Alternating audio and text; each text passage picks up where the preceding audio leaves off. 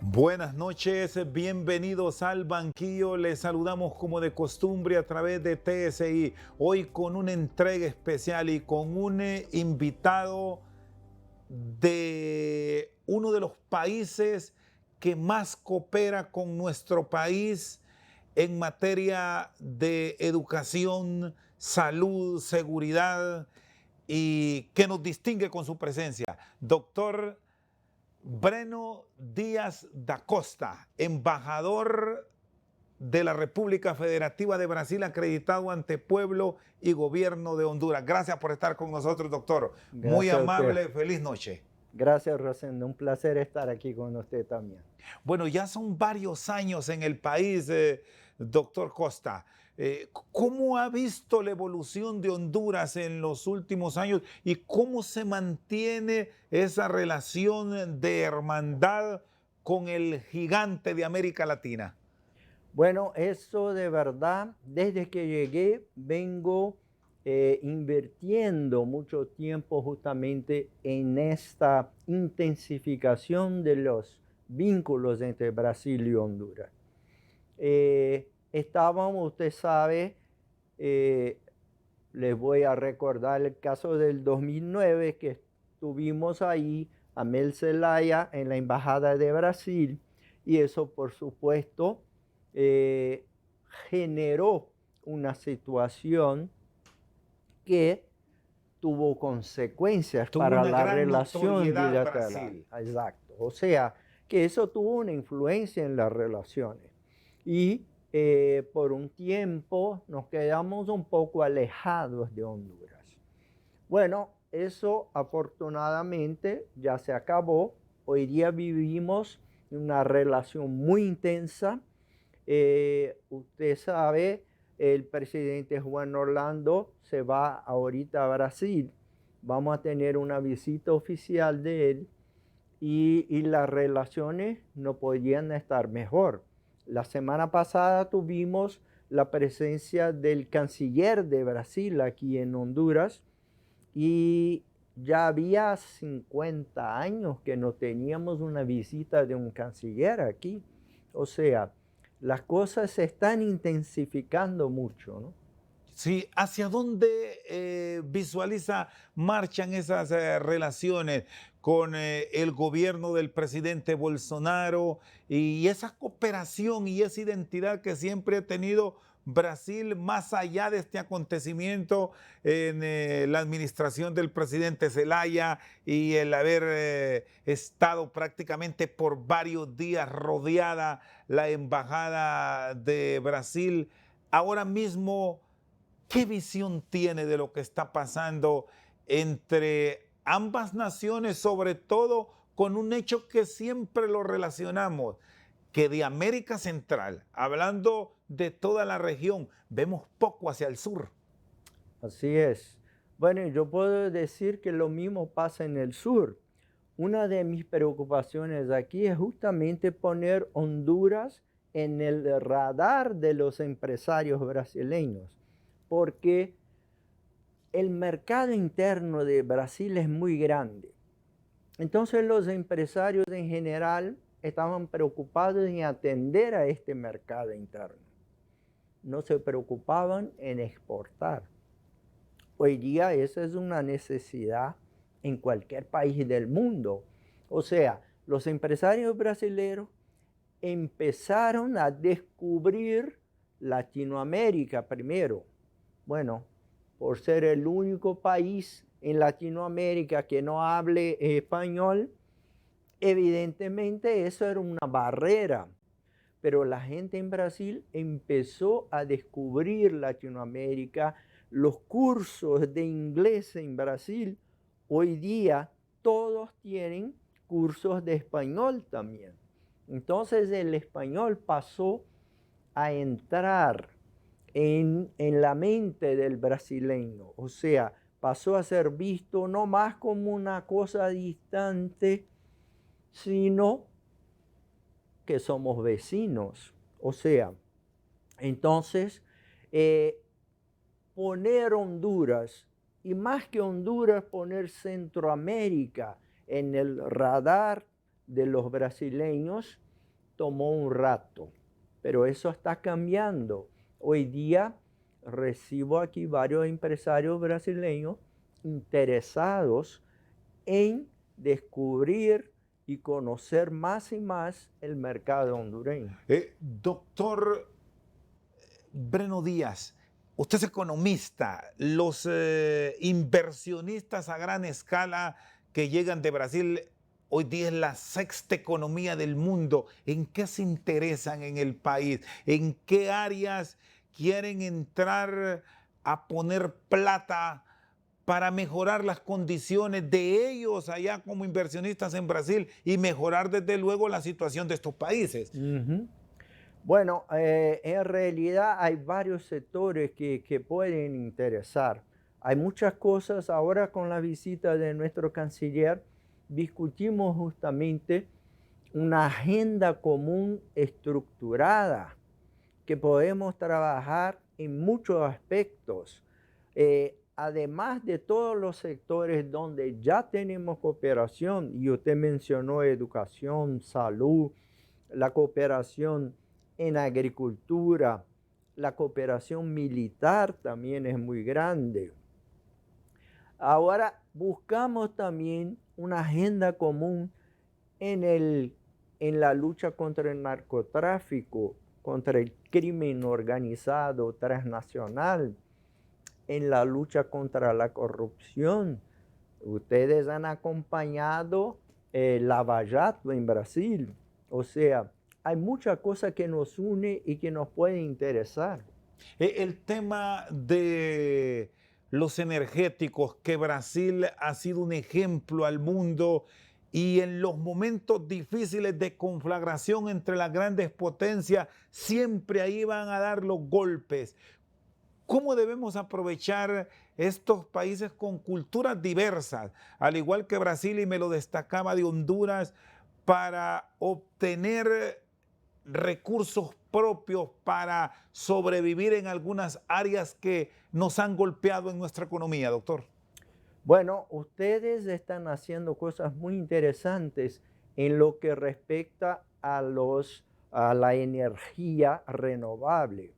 Ustedes aquí invierten mucho también en estos molinos de aire ahí que uno En la va. famosa energía eólica. Exacto, la energía eólica gana mucha fuerza aquí.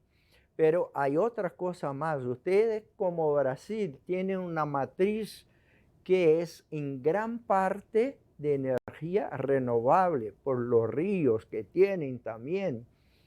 Y hay una cosa importante, y ese es uno de los puntos que discutimos recientemente con el gobierno de Honduras. Por ejemplo, la palma africana. Ustedes ahora enfrentan una situación de una baja de la demanda de la palma africana por Europa por el cambio de las condiciones que imponen ellos. O sea, hay que buscar alternativas y la palma africana es un componente importante para la producción de biocombustibles. Y Brasil, en términos de biocombustibles, es uno de los países más avanzados en el mundo. Yo me acuerdo cuando en los años 1970 Brasil empezó a invertir en el etanol. La gente decía qué locura, qué pérdida de tiempo. Y seguimos como Estado, más que como gobierno, fue una decisión de Estado de invertir en el etanol, en la energía renovable. Y eso llegó un momento justamente en que los resultados aparecieron. Ahí supimos enfrentar la crisis del petróleo con el etanol en Brasil. Hoy día los carros en Brasil todos pueden usar etanol o petróleo o gasolina como quieran. ¿Y estas políticas en el campo energético se pueden replicar en Honduras con su experiencia? ¿En qué hemos fallado para ir tan lentos en estos procesos que Brasil los ha llevado con éxito y muchas otras potencias sobre todo a nivel de países asiáticos? Bueno, eso también varía de país a país. Primero, se requiere una voluntad política, o sea, una decisión de gobierno de hacerlo. Pero esta decisión también está basada en una solicitud o un anhelo de la sociedad hondureña. O sea, la gente en Brasil empezó a buscar alternativas porque éramos dependientes del petróleo, gastábamos cantidades industriales de dinero para importar el petróleo, porque Brasil producía menos de la mitad de lo que consumía, y eso nos bloqueaba la economía. Entonces empezamos a buscar alternativas y el etanol fue una de esas. ¿Y por qué el etanol? Porque Brasil es uno de los más grandes productores de caña de azúcar en el mundo. O sea, de ahí extraíamos el combustible que sustituía el petróleo que era consumido ahí. Bueno, usted me comentaba, señor embajador, que ya conoce mucho de Honduras y sí ha descubierto que por nuestra economía tenemos los recursos en algunas áreas para tener esa migración a combustibles alternativos. Yo creo que sí. Ustedes producen caña de azúcar también en cantidad. Y yo mencioné hace poco la palma africana también. O sea, productos que puedan ser usados como biocombustibles, ustedes lo tienen también. Entonces, hay que invertir y hay que prepararse en ese sentido. Está con nosotros esta noche al banquillo el embajador de la República Federativa de Brasil en Honduras, Breno Díaz da Costa. Una pausa y ya regresamos. Los países como Brasil, Honduras, que producen productos primarios, tienen primero una dependencia del mercado exterior muy grande. Y evidentemente, por ejemplo, por la demanda de China, estos commodities pueden valorarse mucho. Pero si baja la demanda china o de otros grandes consumidores, también bajan los valores que reciben nuestros productores.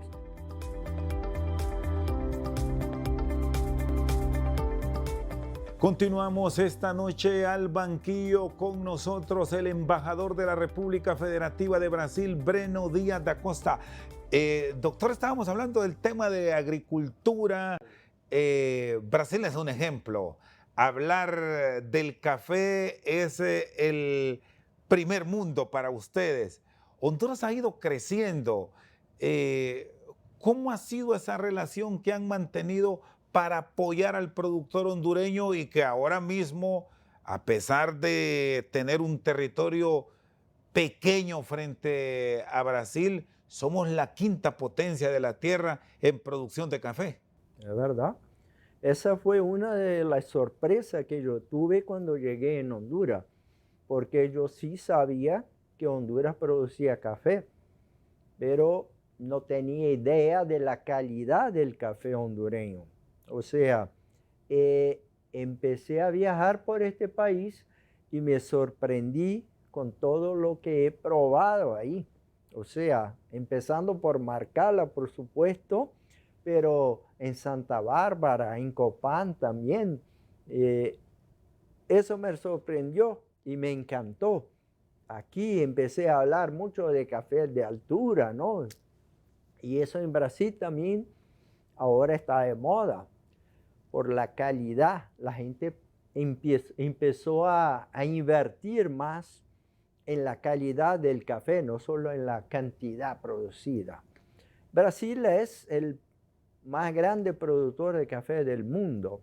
El café ha perdido la importancia que tenía en Brasil como producto de exportación. Era el más importante en Brasil, hoy día ya no más, pero sigue siendo un rubro muy importante para la producción nacional. O sea, como somos el más grande productor, exportamos mucho y muchas familias, así como en Honduras, viven del café en Brasil, ¿no?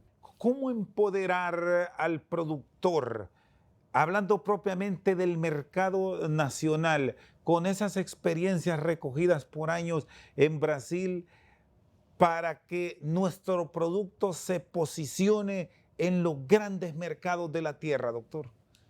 Bueno, yo creo que ustedes van por buen camino. Como yo decía, la cuestión de la calidad del café es muy importante. ¿Por qué?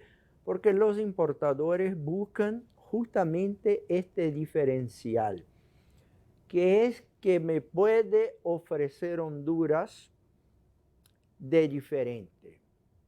Está en la calidad del producto que ustedes tienen. O sea, y el gobierno yo lo veo estimulando justamente a una valoración del café. No solamente la producción del grano, pero agregar valor a esta producción también. Eso es importante. Pero es interesante ver que hoy día mucha gente en Honduras produce café. Otro día yo conversaba con el ministro de Defensa, el general Freddy Que Díaz. es un productor. Exacto, es un buen productor de café, tiene un café del general que es buenísimo también. O sea, mucha gente y varias personas que conocí aquí que se jubilaron decidieron plantar café. O sea, es algo que interesa a los hondureños, es visto como una inversión que vale la pena y eso hace con que la competencia genere una mejor calidad. Otra cosa que es importante, la calidad de las semillas. Y en eso Brasil también puede ayudar mucho a Honduras. Yo visité, y hablando ahora no solo de café, pero de otros granos también, Brasil ha donado semillas fortificadas a Honduras, semillas que resisten al calor de Choluteca, por ejemplo. Entonces ahí en Choluteca visité un contenedor que es refrigerado con semillas fortificadas de Brasil que están ahí, que sirven de base para la producción de los agricultores hondureños en Valle y Choluteca. ¿Cuál debe ser el papel de las organizaciones de productores y a diferentes niveles? No solamente quedándonos, como nos señala doctor Breno Díaz da Costa, con el café, sino en esa amplitud que tiene el mercado agropecuario de Honduras para hacer énfasis en el productor que debe cambiar, que los valores agregados que se están dando a los productos son las claves para que los nichos se nos abran. Eso. Bueno, usted ha hecho un resumen perfecto, justamente. Creo que la idea es esta, porque los países como Brasil, Honduras, que producen productos primarios, tienen primero una dependencia del mercado exterior muy grande. Y evidentemente, por ejemplo, por la demanda de China, estos commodities pueden valorarse mucho, pero si baja la demanda china o de otros grandes consumidores, también bajan los valores que reciben nuestros productores y eso nos crea dificultades en la economía. ¿Y cómo sacudirse ese intermediario? Que ese es el otro gran problema Ajá. que se enfrenta en este mundo, que se llega donde el productor se paga una cosa mínima, pero después ya en el gran mercado, en el acabado, los precios son totalmente distantes a lo que se canceló al que luchó por ese producto. Es verdad. Y esa es una campaña del presidente Juan Orlando y él nos ha solicitado el apoyo de Brasil también en esta lucha por un precio justo para el café.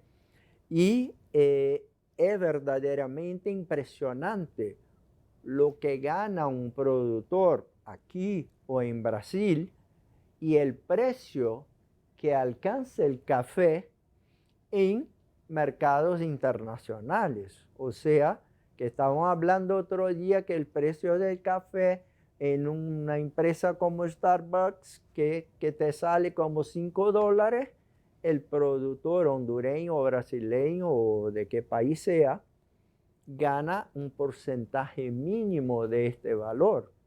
Y eso entonces es importante también la intervención del gobierno para eliminar o por lo menos disminuir el número de intermediarios en esta cadena. Me habló recién de un momento que está pasando el mundo que puede resultar clave en las economías, y es que uno de los grandes mercados, que es la China, está enfrentando, y ya digamos todo el mundo, el problema del coronavirus. ¿Qué impacto nos puede generar en términos globales a la economía y al Producto Interno Bruto del orbe con los descensos en despachos y en compras que desde ya se están enfrentando, doctor? Bueno, eso tiene impacto en todo el mundo y ahí estamos viendo las bolsas en todo el mundo cayendo significativamente, la producción bajando en muchos países, el turismo siendo bastante perjudicado también por el coronavirus, ¿no? Entonces, en varios sectores de la economía se nota una paralización o por lo menos una disminución del ritmo de producción. Y eso afecta el producto final, afecta el presupuesto de la nación y tiene impacto sobre la sociedad como un todo. ¿Habrá economías que se lograrán salvar de este impacto o el golpe es total? Desde luego con mucho mayor énfasis en los colosos de las finanzas de la tierra, Estados Unidos, China, bueno, el mismo Brasil aquí en América Latina que marca la pauta en sus inversiones. Bueno, en verdad creo que el impacto, al menos inicialmente, es generalizado, o sea, nos afecta a todos. Pero por supuesto, los países que tengan economías más estructuradas tendrán capacidad de salir de esa crisis más rápidamente, ¿no? ¿Qué están recomendando los gobiernos? ¿Ustedes mantienen una comunicación permanente ante este tipo de hechos? Bueno, suerte plantean muchos o hasta bendición. América Latina es de los menos afectados, apenas casos en México, en Brasil, algunas alertas que se han generado en algunas otras naciones de la región, pero no con ese impacto que sí se está registrando en el gigante asiático y en muchas otras economías poderosas del continente asiático. Ujú. Es verdad, eso sí, pero se dice que todavía no hemos visto lo peor de lo que está por vir en términos de diseminación del coronavirus. Entonces creo que el impacto todavía va a ser muy grande o más grande de lo que ya estamos viviendo en este momento. O sea, afortunadamente, Latinoamérica todavía tiene poquísimos casos y ojalá que consigamos controlar de una manera eficiente los casos que ahí se presenten.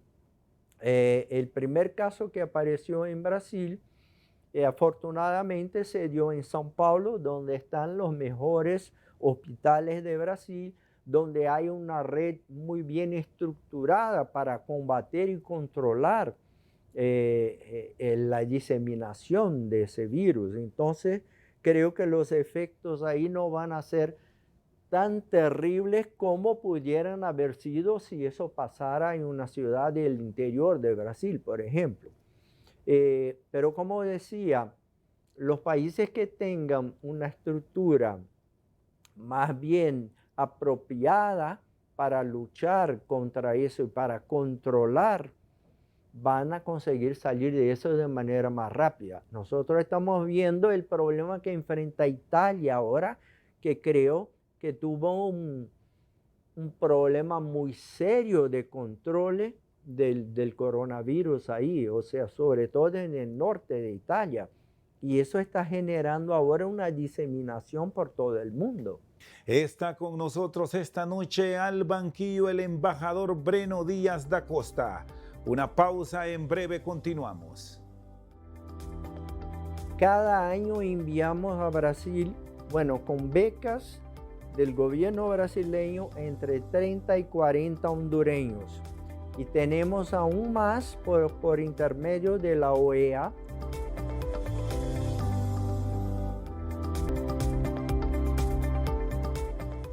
Seguimos esta noche con el embajador Breno Díaz da Costa. Hablábamos, doctor, de esa cooperación que ha brindado Brasil históricamente a sus vecinos, a sus países hermanos. En esto de la medicina, en caso de emergencias extremas, siempre Brasil ha estado, incluso hasta con la educación a nivel de las ciencias médicas de muchos hondureños. Es verdad, la cooperación de Brasil con Honduras en la parte de la educación es impresionante. Cada año enviamos a Brasil, bueno, con becas del gobierno brasileño entre 30 y 40 hondureños. Y tenemos aún más por intermedio de la OEA, que tiene un convenio con el grupo Coimbra de universidades brasileñas y que le ofrece anualmente como 500 becas a estudiantes de todo el continente, pero Honduras es el país que más recibe becas de Brasil en todo el continente americano. ¿Estas son becas totales? ¿Son becas intermedias? ¿Cómo se manejan los términos para los becarios, doctor? Hay varios tipos.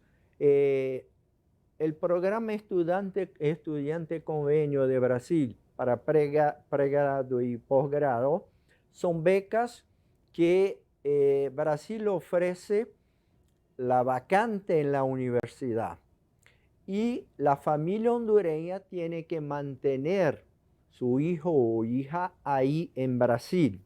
O sea, en algunos casos aportamos una ayuda financiera también.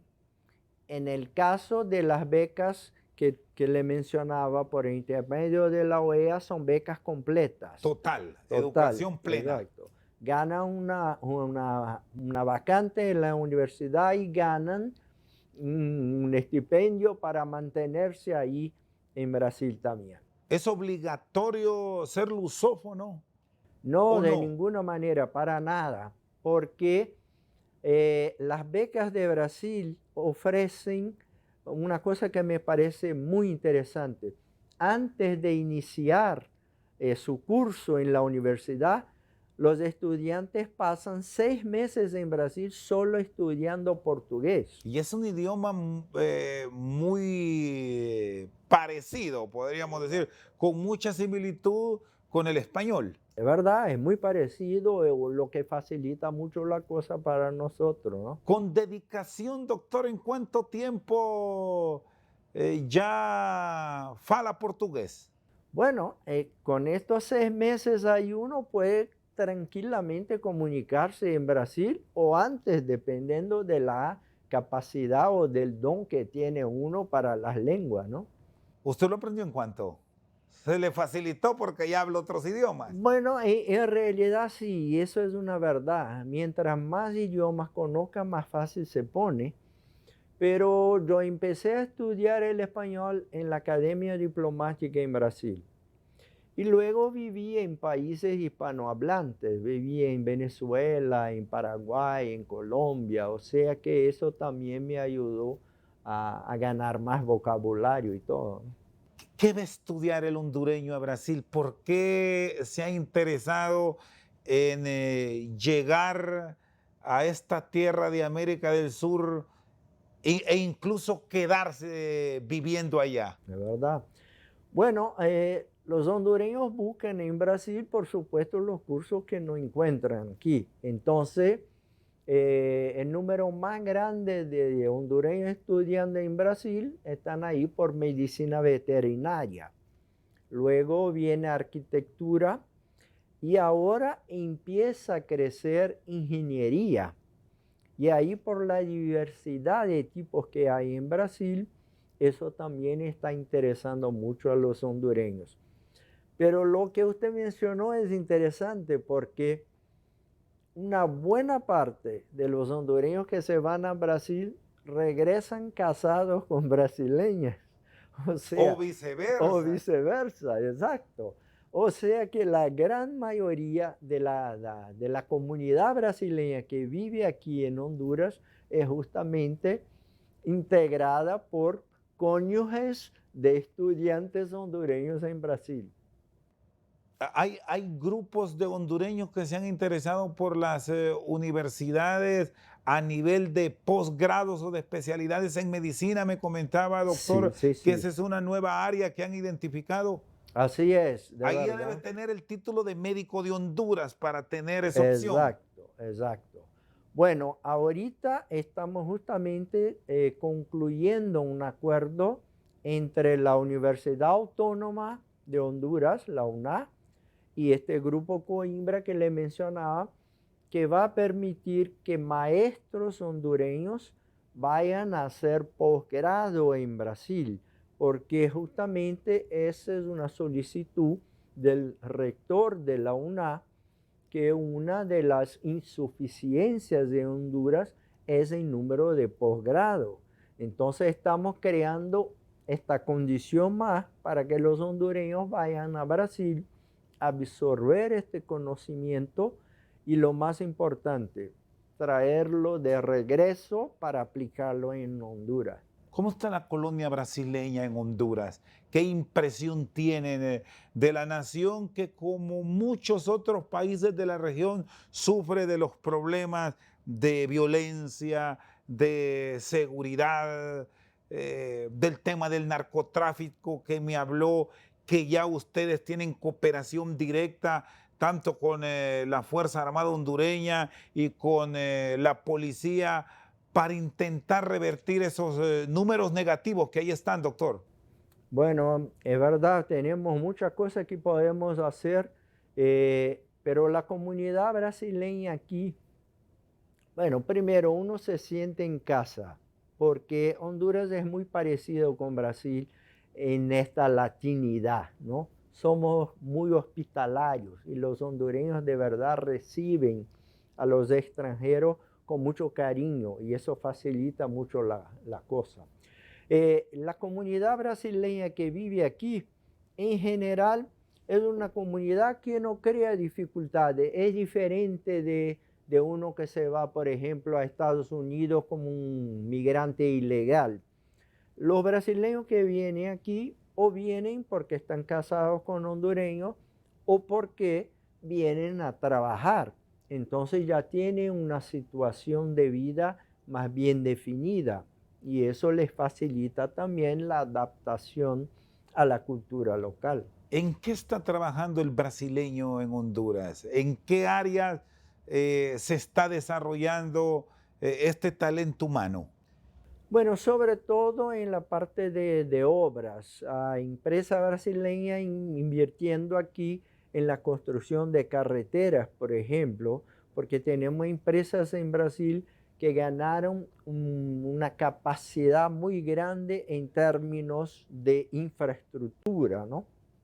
Entonces es una área que estamos muy presentes. Me habló también en el desarrollo de la gran industria, que bueno, si revisamos Brasil, en eso es un gigante a nivel de la manufactura, incluso en la fabricación de aviones, de buques. ¿Cómo podemos aprovechar esa hermandad que tienen los países y viendo las necesidades de Honduras para apoyarnos en ese respaldo que podemos recibir de Brasil con la llegada de grandes inversionistas, de capitales nuevos que perfectamente pueden venir a la nación siempre y cuando se le den las condiciones para que su inversión sea segura, doctor? Bueno, Honduras tiene muchas ventajas en ese sentido. Primero, la cercanía con los mercados grandes como de Estados Unidos, las facilidades de acceso que tiene Honduras a mercados del norte, de Europa. O sea, eso también sirve como atractivo para los inversionistas brasileños, porque de aquí pueden utilizar Honduras como un puente para alcanzar otros mercados también. Está con nosotros esta noche al banquillo el embajador de la República Federativa de Brasil en Honduras, Breno Díaz da Costa. Una pausa, en breve continuamos. Costa Rica tiene una imagen en el exterior de un país con una naturaleza fantástica. Bueno, yo conozco Costa Rica, ahí estuve algunas veces y le digo con sinceridad, la naturaleza en Honduras es 10 veces más bonita que la de Costa Rica.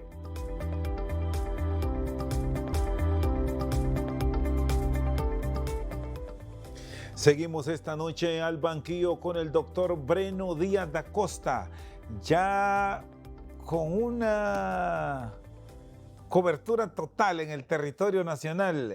Me dice que solo le queda un departamento por estar. Así es. ¿Qué le ha llamado la atención? ¿Qué le ha enamorado de Honduras, doctor? Bueno, primero este ambiente tan hospitalario que ustedes nos brindan cuando llegamos aquí.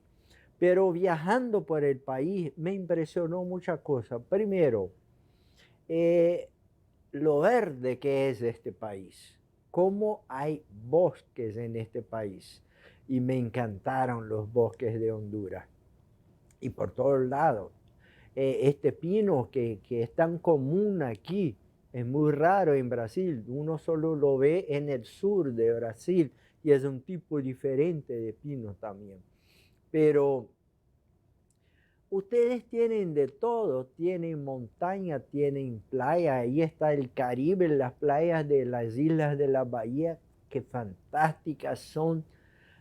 Usted está aquí en el occidente, ahí vamos a ver Copa Ruina, vamos a Olancho, es una realidad en Olancho muy parecida como a Mato Grosso, por ejemplo, que es donde está la producción ganadera de Brasil también. Entonces, en muchos sitios me siento en casa justamente porque voy reconociendo partes de Brasil. Un Aquí. Brasil pequeño. Exacto, con este resumen de toda esta diversidad. ¿Cómo aprovechar estos recursos turísticos para explotarlos como verdaderamente se deben y que le generen empleo y muchas más divisas de las que hasta ahora hemos tenido, con promedios que hasta ahora no han superado los $1.000 millones por año, doctor? Esa es una cosa que me sorprendió en Honduras. Yo le digo con sinceridad, y le estaba comentando con algunos embajadores otro día. Le voy a dar un ejemplo. Costa Rica tiene una imagen en el exterior de un país con una naturaleza fantástica. Bueno, yo conozco Costa Rica, ahí estuve algunas veces y le digo con sinceridad, la naturaleza en Honduras es 10 veces más bonita que la de Costa Rica, que me perdone el embajador de Costa Rica, pero de verdad me encantó lo que vi en Honduras, pero le falta a Honduras pasar esta imagen al exterior. O sea, la gente no se ha dado cuenta de cuán bella es Honduras es. O sea, no nos hemos vendido bien. no, exacto, eso le comentaba otro día también y ayer estuve con la ministra de Turismo y estábamos comentando también esa necesidad de transformar la imagen. Ayer en Casa Presidencial nos presentaron una, un estudio que se ha hecho que es muy interesante justamente sobre la imagen de Honduras afuera. La gente habla de Honduras que le viene a la mente. Bueno, violencia. ¿Por qué? Porque Honduras está asociada con las ciudades más violentas del mundo. Eso ha cambiado, pero la imagen todavía está ahí en la cabeza de las personas. Hay que hacer un esfuerzo para cambiar eso. Y este estudio demostraba justamente que no había ningún peligro o riesgo para los visitantes extranjeros, porque si la tasa de homicidios de Honduras todavía sigue alto, a pesar de que haya bajado muchísimo, pero son homicidios que afectan a hondureños, no a los visitantes. O sea, un turista que venga a Honduras no corre el riesgo que se dice o que se piensa afuera, ¿no? Yo me acuerdo cuando yo venía a Honduras, yo escuché muchas cosas malas sobre Honduras. Y me acuerdo de haber pensado, mira, yo nunca voy a San Pedro Sula. Debe ser una ciudad peligrosísima. Mira, nada que ver. Hoy día me encanta viajar a San Pedro Sula. Tengo muchos amigos ahí y de verdad, ahorita tenemos un cónsul honorario de Brasil, don Mayo Farar, que está ahí, que vive en San Pedro Sula y lo visito con frecuencia y me encanta estar ahí. O sea, la ciudad no tiene nada que ver con la fama que se quedó ahí. Doctor Díaz da Costa, en todo esto que nos está ocurriendo en el mundo con el tema del turismo que ahora mismo lo exponía, hay otro elemento que se suma que nos está golpeando que hasta hace unos años atrás no le poníamos atención, pero hoy es una realidad, cambio climático. Ya viene el verano, aquí hay mucho incendio. Brasil recientemente enfrentado en la Amazonía uno de los desastres naturales más grandes del mundo, pero se han ido superando. ¿Cómo debemos manejar esto? ¿Cuáles son las recomendaciones que ustedes pueden dar de un